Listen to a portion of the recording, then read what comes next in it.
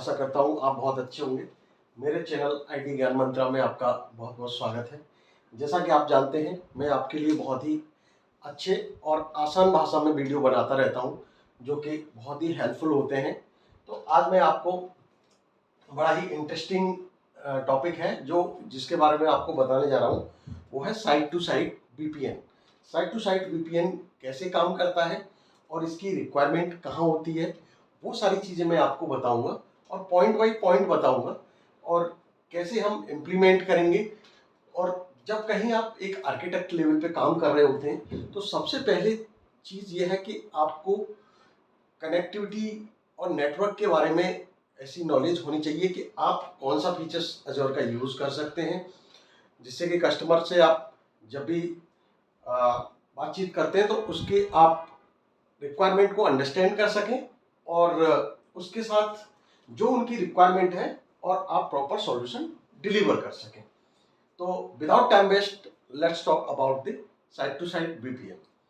तो जैसा कि मैं साइट टू साइट वीपीएन के बारे में बात कर रहा था, तो site to site VPN basically होता क्या है कि ये एक प्राइवेट कनेक्शन है। बेसिकली जो प्राइवेट कनेक्शन जब भी हमारे कोई ऑन प्रेम डेटा सेंटर है और उसके लिए हम चाहते हैं कि ऑन प्रेम डेटा सेंटर से क्लाउड के बीच हम जब भी कोई कनेक्टिविटी करना चाहते हैं, तो उसके लिए हमें बेसिकली जो कनेक्टिविटी प्लान करनी होती है उसके लिए हम site to site VPN utilise करते हैं। तो मैं आपको बताना चाहूँगा यहाँ पे कि जैसे सपोज मेरा एक डेटा सेंटर है यूएस में, ठीक है, यूएस में डेटा सेंटर है और यहाँ मेरा क्लाउड है, राइट। अब क्लाउड पे जो रिसोर्सेज बने हैं, जैसा कि मैं लेट सपोज अजोर क्लाउड ही मैं इसको लेके चलता हूँ। मेरा ये अजोर क्लाउड है। थोड़ा सा राइटिंग को इग्नोर करना, राइटिंग ज़्यादा अच्छी नहीं है। तो अब अजोर क्लाउड मेरा यहाँ पर है और ये है मेरा ऑन प्रेम डेटा सेंटर। जैसा कि बात करते हैं हम यहाँ पे, मैंने ऑन प्रेम डेटा सेंटर में अपने रिसोर्स बनाए हुए हैं। अब रिसोर्सेज को लेकर बात करते हैं तो रिसोर्सेज में आपके वीएम्स भी हो सकती हैं, एप्लीकेशन सर्वर हो सकते हैं और भी अदर रिसोर्सेज हो सकते हैं जो आपकी एप्लीकेशन रन हो रही थी, आपकी ऑर्गेनाइजेशन पहले से यूज कर रही है ऑन प्रेम डेटा सेंटर। अब कुछ रिसोर्सेज आप चाहते हो कि मैं अपने रिसोर्सेज यहाँ क्लाउड पर मूव करना चाहता हूँ। अब क्लाउड पर मूव करना चाहते हैं तो सबसे पहले आपको कस्टमर की रिक्वायरमेंट समझनी होगी कि वो मूव क्यों करना चाहता है, क्या उसका पेन एरिया है और वो क्या अचीव करना चाहता है। क्या वाकई जो उसकी एप्लीकेशन अभी रन हो रही हैं वो क्लाउड पर बेटर रहेंगी चलने में या ऑन प्रेम बेटर रहेंगी, या फिर कोई उसकी हार्डवेयर को लेके प्रॉब्लम है कि हार्डवेयर जो है आउट ऑफ वारंटी हो रहा है, इस वजह से वो माइग्रेट करना चाहता है। तो उसके लिए जब आप सारी रिक्वायरमेंट समझ लेते हैं तो बात आती है, जैसे मैं बात कर रहा था साइट टू साइट वीपीएन की। साइट टू साइट वीपीएन, तो साइट टू साइट वीपीएन में बेसिकली हम क्या करते हैं, कनेक्टिविटी प्लान करते हैं। तो कनेक्टिविटी क्या होता है, जब आप साइट टू साइट वीपीएन करते हैं, अब सपोज यहां से आपको कनेक्टिविटी करनी है अजर क्लाउड के लिए। अब क्या करोगे आप कि जो आपके ऑलरेडी यहाँ रिसोर्सेज चल रहे हैं, क्योंकि नए रिसोर्सेज तो आप यहाँ क्रिएट कर सकते हो, कोई प्रॉब्लम नहीं है। जब आपके रिसोर्सेज यहाँ पर चल रहे हैं, आप उनको माइग्रेट करना चाहते हैं। कल को आप चाहते हैं कि मैं हाइब्रिड कनेक्टिविटी भी चाहता हूँ कि मेरा डेटा सेंटर भी रहे और क्लाउड भी रहे। वो किस वजह से आप चाहते हो कि डीआर पर्पस पे, disaster recovery backup site, DR site बनाना चाहते हो क्लाउड पे, जिससे कि आपका यहाँ का डेटा यहाँ रेप्लिकेट हो सके और कल को कोई भी प्रॉब्लम आती है ये वाली साइट डाउन हो जाती है तो यहाँ से रिसोर्सेज आप यूटिलाइज कर सकते हो। तो मल्टीपल सिनेरियो होते हैं, लेकिन हम यहाँ पर बात करेंगे कनेक्टिविटी की। तो जैसा कि आपको मैं बताना चाहूँगा, ऑन प्रेम से क्लाउड में कनेक्ट करने के लिए हमारे पास अजोर में 3 ऑप्शंस होते हैं। Number 1 express route, number 2 site to site VPN, number 3 point to site VPN. Express route मैं यहाँ ज़्यादा लंबा डिस्कस नहीं करूँगा, एक्सप्रेस राउट एक अलग टॉपिक है, बट थोड़ा सा बताना चाहूँगा। जब आपको रिक्वायरमेंट ये होती है कि आप चाहते हो यहाँ से जो यहाँ डेटा ट्रांसफर होगा और ये कनेक्टिविटी चाहिए आपको, वो एक हाई बैंडविड्थ कनेक्शन के साथ चाहिए, बहुत ज़्यादा हाई बैंडविड्थ कनेक्शन जो मोर देन 10 Gbps और 50 Gbps की स्पीड आपको दे सके। तो उसके लिए आपको क्या प्लान करना होगा, एक्सप्रेस राउट। एक्सप्रेस राउट आप इसको सजेस्ट करेंगे। लेकिन जब आप कहते हो कि मेरा नहीं, मुझे इतना पैसा, ऑफ कोर्स आप जानते हैं कि जब ज़्यादा स्पीड लेंगे, क्योंकि माइक्रोसॉफ्ट एक डेडिकेटेड लाइन आपको प्रोवाइड करती है, डेडिकेटेड कनेक्शन होता है जिसमें आपका डेटा ट्रेवल होता है, बट यहाँ आपकी रिक्वायरमेंट उतनी नहीं है। आप कहते हो कि नहीं, मेरा तो 1 Gbps या 2 Gbps बैंडविड्थ से कम हो जाएगा। तो उसके लिए हम क्या प्लान करेंगे, उसके लिए हम प्लान करेंगे साइड टू साइड। अब साइड टू साइड VPN जब आप प्लान करेंगे तो सबसे पहले बात आती है प्री रिक्वेस्ट की, कि आप कस्टमर से साइड टू साइड VPN पहले क्रिएट करने से पहले क्या क्या इंफॉर्मेशन गैदर करेंगे। तो जब बात आती है इंफॉर्मेशन प्री रिक्वेस्ट की, तो प्री रिक्वेस्ट के लिए मैं बताना चाहूंगा आपको, सबसे पहले हम क्या करते हैं, ये जानना चाहेंगे कि जो आपकी कनेक्टिविटी है डेटा सेंटर्स के लिए, यहाँ जो आउटबाउंड के लिए आईपी रिस्पॉन्सिबल है, पब्लिक आईपी, वो कौन सा पब्लिक आईपी रिस्पॉन्सिबल है, तो वो आपको गैदर करना होगा। क्योंकि जब आप side to side VPN create करेंगे तो वो आपको क्रिएट करते time side to side VPN के लिए वो आपको डालना होता है, कि तभी आप डेडिकेटेड कनेक्शन बना सकते हैं। और दूसरी चीज क्या होती है कि जब आप उसके लिए आपने पब्लिक आईपी ले लिया और आप ये और उसके लिए करना चाहेंगे कि कौन से सबनेट्स, कौन सा वीनेट जो है आपके डेटा सेंटर से कम्युनिकेट करेगा, तो वो आपको डिसाइड करना होगा कि यहाँ पर जो है कितने, कौन से वीनेट जो है वो आप चाहते हो उस वीनेट के रिसोर्सेज इस डेटा सेंटर के ऑन प्रेम रिसोर्सेज से कम्युनिकेट कर सकें। तो इसके लिए जब आप प्री रिक्वेस्ट की बात आती है, तो जैसा कि मैं आपको दिखाना चाहूँगा, ये एक छोटा सा डायग्राम है, देखिएगा।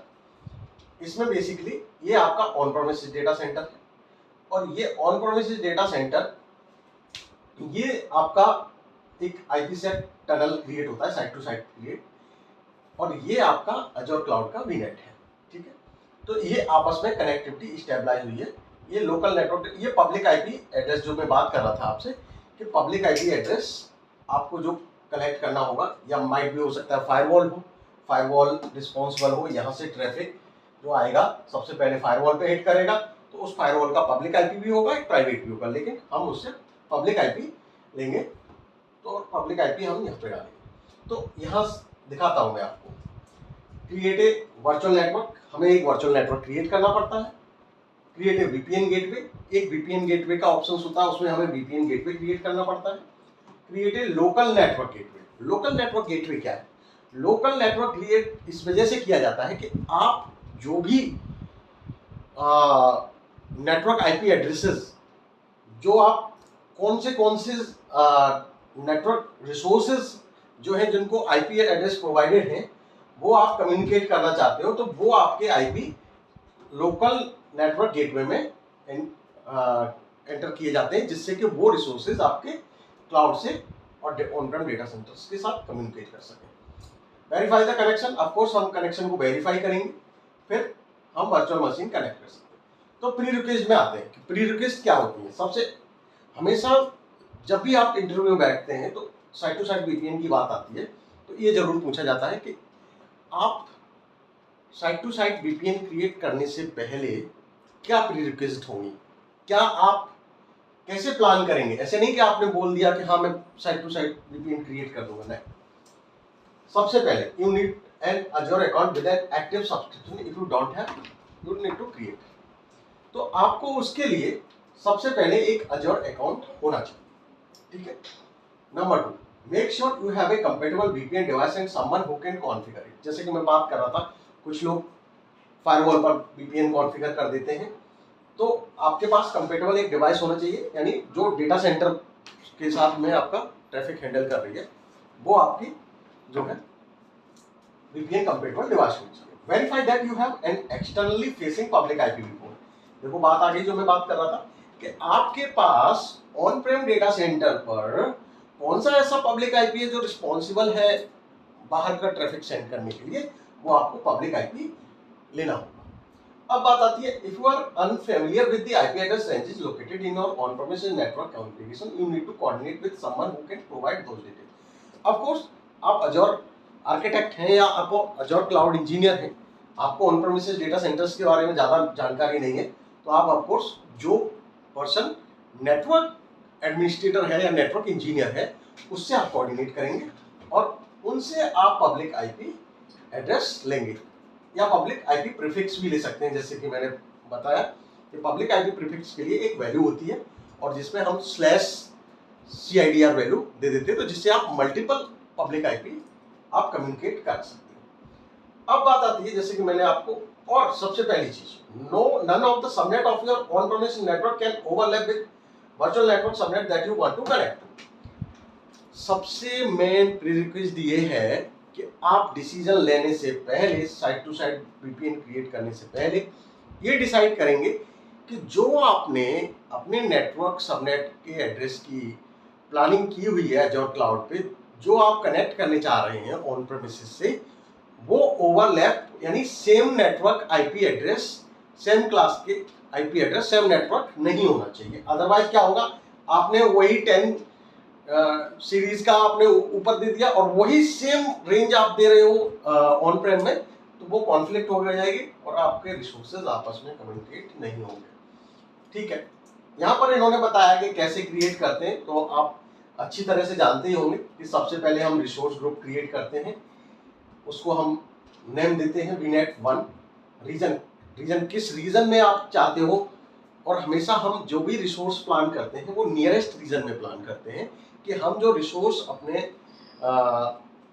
एलोकेट करने चाह रहे हैं कि हमारे, जैसे सपोज अब ऐसा नहीं होगा कि आपको रिसोर्स जो है यूरोप से यानी यूके से आपको एक्सेस करने हैं, लेकिन आपके एंड यूजर यूके में बैठते हैं और आपने क्या किया कि अपने जो रिसोर्सेज सर्वर बनाए हुए हैं वो ईस्ट यूएस में बना दिए, तो क्या होगा, ऑफकोर्स लेटेंसी हो जाएगा। तो सबसे पहले मैं क्या करूंगा, मैं ये देखूंगा कि यूके के लिए मेरा कौन सा रीजन बेस्ट है, जैसे कि वेस्ट यूरोप हो गया या यूके साउथ हो गया, वो बेस्ट है, तो मैं ये चीज़ें देखूंगा। Subnet name, front end subnet name, यहाँ पे सबनेट क्रिएट करने के लिए बोला गया है।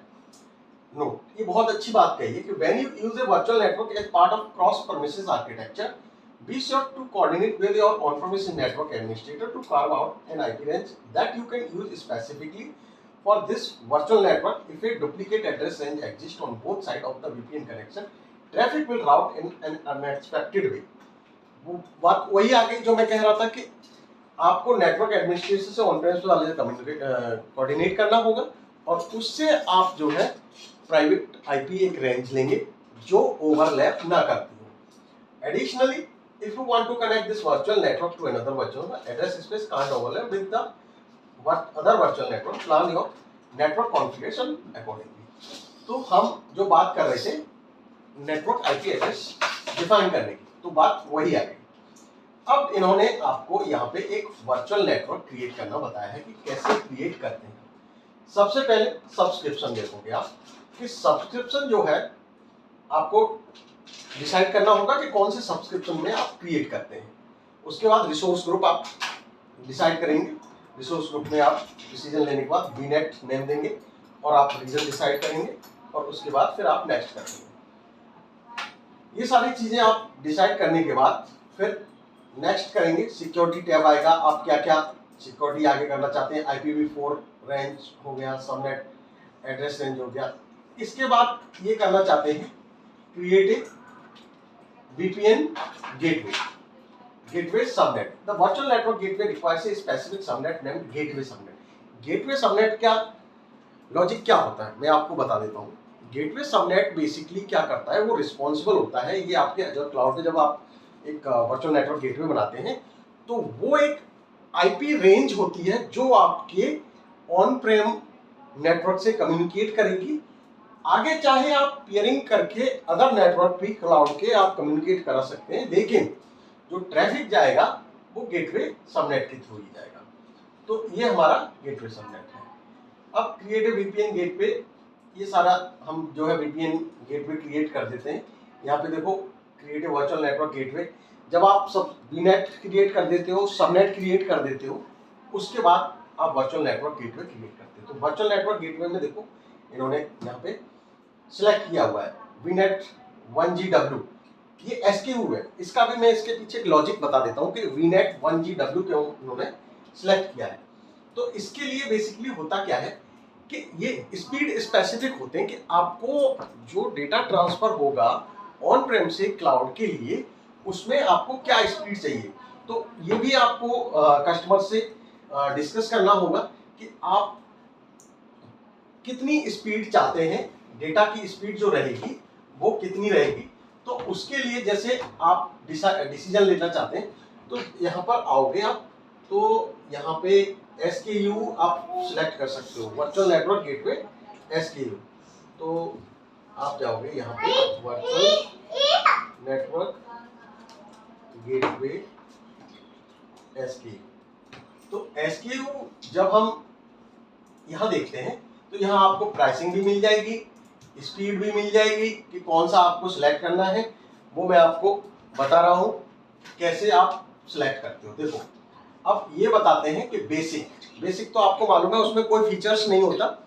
बेसिक में आपका जो है ये 0.004 आवर्स है और इसमें जो है 100 Mbps की स्पीड मिलेगी। Max side to side tunnel आप 10 कनेक्ट कर सकते हो और point to side tunnel max जो है 128 कर सकते हो।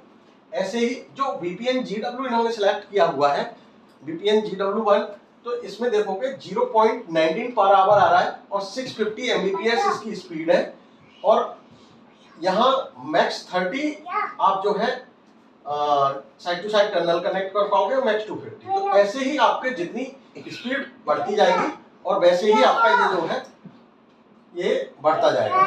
तो जैसे VPN GW2 ये आपने सिलेक्ट किया हुआ है, तो VPN GW2 इसमें जो है आपको 1 Gbps स्पीड मिल रही है और 0.49 पर आवर्स के हिसाब से इसका चार्जेस है। तो जैसे जैसे आपके चार्ज बढ़ते जाएंगे वैसे वैसे आपकी स्पीड बढ़ती जाएगी। हाँ, जो मैं बात कर रहा था एक्सप्रेस राउट की और साइड टू साइड VPN की लिमिटेशंस की, तो ये आपको 10 Gbps से ज्यादा स्पीड नहीं दे सकता। क्यों नहीं दे सकता? क्योंकि इसकी कुछ लिमिटेशंस है। यदि आप 10 Gbps से ज्यादा चाहते हैं स्पीड तो आपको उसके लिए फिर एक्सप्रेस राउट के लिए स्विच करना होगा। Of course that is costly service, तो वो फिर आप साइड टू साइड VPN पे के बाद एक्सप्रेस राउट पे स्विच करेंगे। तो मैंने आपको यहाँ प्राइसिंग के बारे में भी बताया कि कैसे आप प्राइसिंग, इसमें आप रीजन भी कौन से रीजन में आप प्लेस करना चाहते हैं, वो सारी चीजें आप चेक कर सकते हैं। तो ये मैंने आपको बहुत ही अच्छा टॉपिक बताया कि हम कैसे इसको क्रिएट करेंगे और कैसे जो है हम इसका इम्प्लीमेंट करेंगे। तो यहाँ पे जो इन्होंने VPN GW2 सिलेक्ट किया था, तो VPN GW2 देखो SKU ये है, इन्होंने VPN GW2 सिलेक्ट किया हुआ है। तो VPN GW2 में आप चाहते हो कि कितनी स्पीड मिलेगी, इनको 1 Gbps स्पीड मिल जाएगी, राइट। तो ये इसके हिसाब से हम इसके SKU सिलेक्ट कर सकते हैं।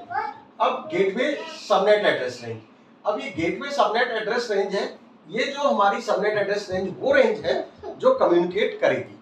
तो ठीक है, मैंने आज आपको इसके बारे में पढ़ाया और आगे इसके बहुत सारे फीचर्स हैं वो मैं आपको आगे बताता रहूंगा।